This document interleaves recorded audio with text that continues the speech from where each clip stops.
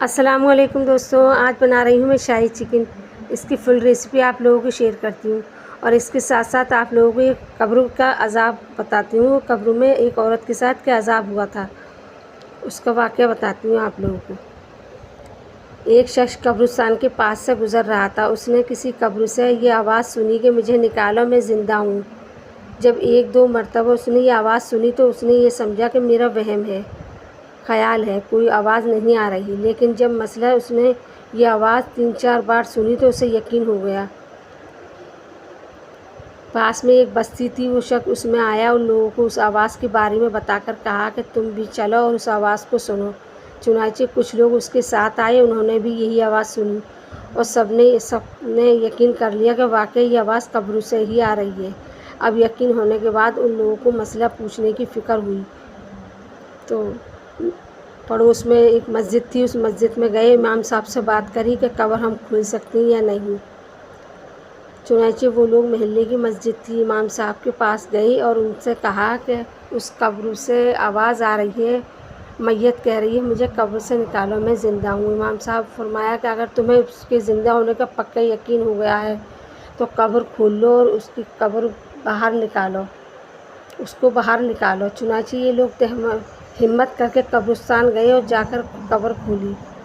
اب جو تختہ ہٹایا قبر پہ سے تو کیا دیکھا کہ اندر ایک عورت ننگی بیٹھی ہوئی ہے اور اس کا کفن گل چکا ہے۔ وہ عورت کہہ رہی ہے جلدی سے میرے گھر جاؤ اور میرے کپڑے لا کر دو، میں کپڑے پہن کر باہر نکلوں گی۔ اپنے گھر کا پتہ بتایا اس عورت نے، فلاں محلے میں فلاں گلی میں میرا گھر ہے، وہاں سے میرے کپڑے لا کر دو۔ چنانچہ یہ لوگ فوراً دوڑ کر اس کے گھر گئے اور جا کر اس کے گھر والوں کو یہ واقعہ بتایا اور اس کے کپڑے چادر وغیرہ لے کر آئے اور لا کر قبر کے اندر پھینک دیے۔ اس عورت نے ان کپڑوں کو پہنا اور چادر اپنے اوپر ڈالی اور پھر تیزی سے بجلی کی طرح قبر سے نکلی، دوڑی ہوئی اپنے گھر کے طرف بھاگی۔ گھر جا کر اپنے کمرے میں چھپ کر اندر سے اس نے کنڈی لگا لی۔ اب جو لوگ قبرستان آئے تھے وہ دوڑ کر اس کے گھر پہنچے۔ اب لوگوں کو وہاں جا کر معلوم ہوا کہ اس نے کمرے کے اندر سے کنڈی لگا لی ہے۔ ان لوگوں نے دستک دی، کنڈی کھولو۔ اندر سے اس عورت نے جواب دیا میں کنڈی تو کھول دوں گی۔ اندر سے کمرے کی کنڈی لگا لی۔ ان لوگوں نے دستک دی، کنڈی کھولو۔ اندر سے اس عورت نے کوئی جواب نہیں دیا۔ 2-3 بار ان لوگوں نے کہا۔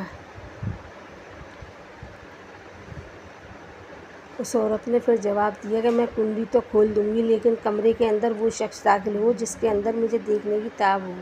اس لیے اس وقت میری حالت ایسی ہے کہ ہر آدمی مجھے دیکھ کر برداشت نہیں کر سکے گا، لہٰذا کوئی دل گردے والا شخص، ہمت والا اندر ہی آئے۔ سب لوگ اندر جانے سے ڈر رہے تھے مگر 2-4 آدمی جو ہمت والے تھے انہوں نے کہا تم کنڈی کھولو، ہم اندر آئیں گے۔ چنانچہ اس نے کنڈی کھول دی اور یہ لوگ اندر چلے گئے۔ اندر وہ عورت اپنے آپ کو چادر میں چھپائے بیٹھی تھی۔ جب یہ لوگ اندر پہنچے تو اس عورت نے سب سے پہلے اپنا سر کھولا۔ ان لوگوں نے دیکھا کہ اس کے سر پر ایک بال بھی نہیں ہے، وہ بالکل خالی کھوپڑی ہے، نہ اس پر بال ہے نہ کھال ہے، صرف خالی ہڈی ہے۔ لوگوں نے اس سے پوچھا تیرے بال کہاں گئے؟ اس عورت نے جواب دیا جب میں زندہ تھی تو ننگی سر گھر سے باہر نکلا کرتی تھی، پھر مرنے کے بعد جب میں قبر میں لائی گئی تو فرشتوں نے میرا ایک ایک بال نوچا، اس نوچنے کے نتیجے میں بال کے ساتھ کھال بھی نکل گئی، اب میرے سر پر نہ بال ہے نہ کھال ہے۔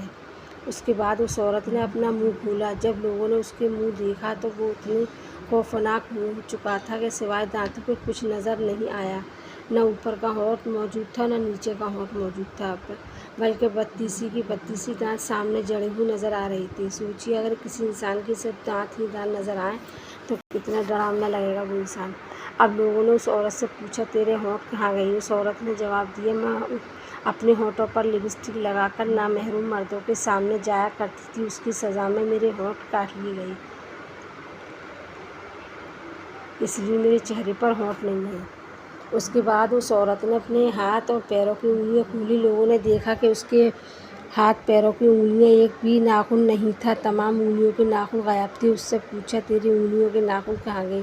اس عورت نے جواب دیا ناخن پالش لگانے کی وجہ سے میرے ایک ایک ناخن کھینچ لیا گیا، سارے کام کر کے گھر سے باہر نکلا کرتی تھی، اس لیے جیسے ہی میں مرنے کے بعد قبر میں پہنچی تو میرے ساتھ یہ معاملہ ہو گیا، مجھے سزا ملی، میرے कर्म की।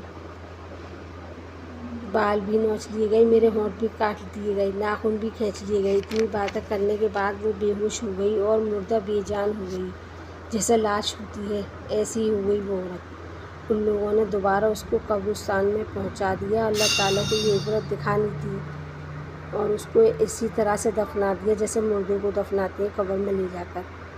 ये हवलनाक अजाब दिया गया बेपर्दे खातून। इस वाक़े से कुछ सबक मिल जाए हम लोगों को, तौबा कर लें हम लोग।